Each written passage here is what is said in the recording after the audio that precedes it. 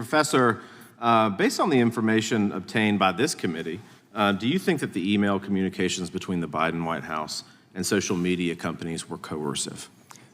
Absolutely, especially read in the context of everything that was going on, as I think was well described in the findings of fact in the district court in the Missouri versus Biden case. When a senior White House official says to a social media company that the White House, quote, internally, we have been considering our options on what to do about it, end quote, what sorts of adverse actions within the executive branch do you think that the social media company was most concerned about?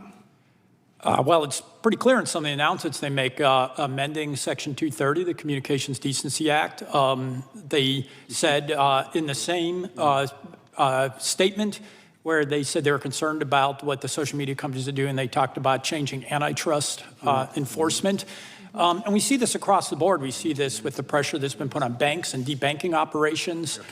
This is to debank people in silent speech. This is a systematic scheme to suppress the rights of individuals through government pressure. Setting aside the obvious constitutional concerns of what's been happening, what are the practical consequences of this type of censorship or distorting the marketplace of ideas? Well, it has concrete effects on our lives. How many parents would have changed their minds about the wisdom of keeping their kids out of school for a year and a half if they had understood what the Great Barrington Declaration said, which everybody says now that was a massive mistake.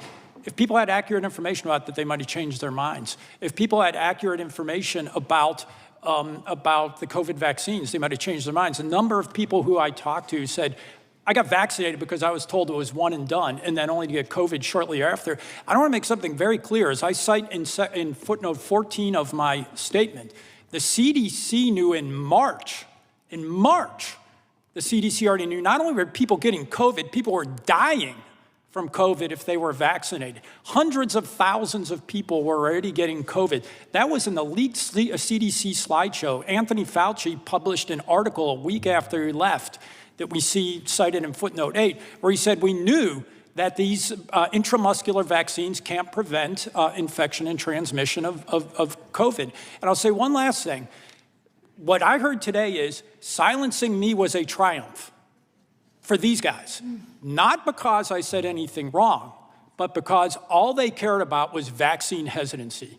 We heard them say we can suppress true information about side effects if that promotes vaccine hesitancy. So you yourself have been censored because of the actions of what was happening within the White House. Does it concern you that you would have been censored under a content moderation policy that YouTube wanted approved by the White House?